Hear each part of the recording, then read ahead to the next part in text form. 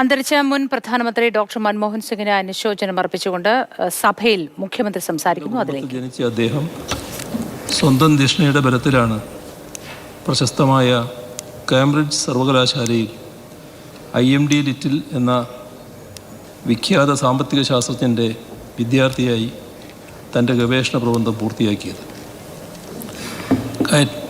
കയറ്റുമതിക്ക് ഊന്നൽ നൽകുന്ന ഒരു സാമ്പത്തിക നയം വേണമെന്നതായിരുന്നു അദ്ദേഹത്തിൻ്റെ പ്രബന്ധത്തിലെ പ്രമേയം. സ്വാതന്ത്ര്യം നേടിയ ശേഷം രാജ്യത്തിൻ്റെ ആദ്യത്തെ പ്രധാനമന്ത്രിയായിരുന്ന ജവഹർലാൽ നെഹ്റുവിൻ്റെ കീഴിൽ അടിസ്ഥാന ഘനവ്യവസായങ്ങളിൽ സ്വയം പര്യാപ്തത കൈവരിക്കാനുള്ള ഉദ്യമങ്ങൾക്കാണ് ഇന്ത്യയിലെ ആസൂത്രണ പ്രക്രിയ പ്രാമുഖ്യം നൽകിയത്. ഡോക്ടർ മൻമോഹൻ സിംഗിൻ്റെ സാമ്പത്തിക കാര്യങ്ങളിലെ അഭിപ്രായമാകട്ടെ തൻ്റെ ഗവേഷണ പ്രബന്ധത്തിൽ എന്ന പോലെ തെക്ക് കിഴക്കൻ ഏഷ്യൻ രാജ്യങ്ങളെപ്പോലെ ഇന്ത്യയും കയറ്റുമതിയിൽ അധിഷ്ഠിതമായ സാമ്പത്തിക നയം സ്വീകരിക്കണമെന്നായിരുന്നു.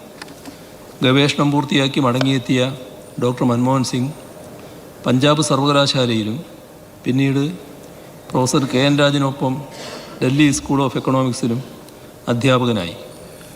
അക്കാദമിക മേഖലയിൽ നല്ല രീതിയിൽ ശോഭിക്കുമ്പോഴാണ് അദ്ദേഹം അന്താരാഷ്ട്ര സംഘടനകളിലും പിന്നീട് ഇന്ത്യൻ സർക്കാരിലും സാമ്പത്തിക നയരൂപീകരണ മേഖലയുമായി ബന്ധപ്പെട്ട ഉദ്യോഗങ്ങൾ സ്വീകരിച്ചത്. ഇന്ത്യയുടെ സാമ്പത്തിക നയരൂപീകരണത്തിൽ കാതലായ പങ്കുവഹിക്കുന്ന എല്ലാ പദവികളും വഹിച്ച മറ്റൊരു വ്യക്തി ഇല്ലെന്ന് തന്നെ പറയാം.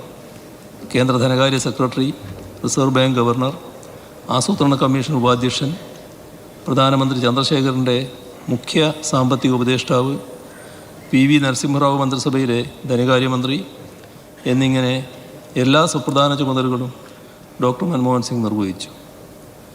1980കളുടെ അവസാന ഘട്ടത്തിൽ ഡോക്ടർ മൻമോഹൻ സിംഗ് സൗത്ത് കമ്മീഷൻ്റെ സെക്രട്ടറി ജനറലായും സേവനമനുഷ്ഠിച്ചു. 1991 രാജ്യത്തിൻ്റെ ധനകാര്യമന്ത്രിയാകുന്നതിന് തൊട്ടു മുൻപ് കുറച്ചു കാലം doctor Manmohan Singh UGC chairman എന്ന ചുമതലയും വഹിച്ചിരുന്നു.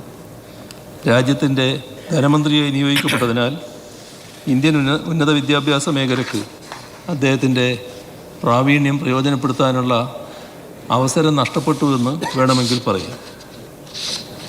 2004 പൊതുതെരഞ്ഞെടുപ്പിൽ നമ്മുടെ രാജ്യത്തെ വോട്ടർമാർ ഇന്ത്യ തിളങ്ങുന്നു എന്ന മുദ്രാവാക്യത്തിൽ ആകൃഷ്ടരാകാതെ അന്നത്തെ ഭരണകക്ഷിയെ അധികാരത്തിൽ നിന്ന് മാറ്റിയപ്പോൾ ഇടതുപക്ഷ പാർട്ടികളുടെ പിന്തുണയോടുകൂടി അധികാരത്തിൽ വന്ന ഒന്നാം UPA സർക്കാരിൻ്റെ നേതൃത്വം ഏറ്റെടുക്കാൻ നിയുക്തനായത് ഡോക്ടർ മൻമോഹൻ സിംഗ് ആയിരുന്നു.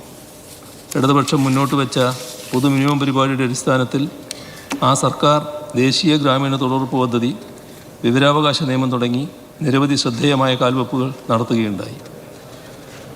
ഡോക്ടർ മൻമോഹൻ സിംഗിൻ്റെയും അദ്ദേഹം നേതൃത്വം നൽകിയ UPA സർക്കാരിൻ്റെയും ചില നയങ്ങളിൽ ഞങ്ങൾക്ക് അഭിപ്രായ വ്യത്യാസമുണ്ടായിരുന്നു എന്നത് വസ്തുതയാണ്. എന്നിരിക്കലും ഭരണഘടനാ മൂല്യങ്ങളെയും ജനാധിപത്യ സംവിധാനത്തെയും സംരക്ഷിക്കുന്നതിന് അദ്ദേഹമെടുത്ത നിലപാടുകൾ പ്രശംസനീയമാണ്. മതനിരപേക്ഷ മൂല്യങ്ങളിൽ അടിയുറച്ച് വിശ്വസിച്ചിരുന്ന പ്രതിഭാശാലിയായ സാമ്പത്തിക ശാസ്ത്രജ്ഞൻ, സൗമ്യനും നിശ്ചയദാർഢ്യമുള്ളവനുമായ ദേശസ്നേഹി എന്നിങ്ങനെ പൊതുമണ്ഡലത്തിൽ ശോഭിച്ച അനിതര സാധാരണനായ ഒരു വ്യക്തിയാണ് ഡോക്ടർ മൻമോഹൻ സിംഗിൻ്റെ വിയോഗത്തോടെ നമുക്ക് നഷ്ടമായിരിക്കുന്നത്.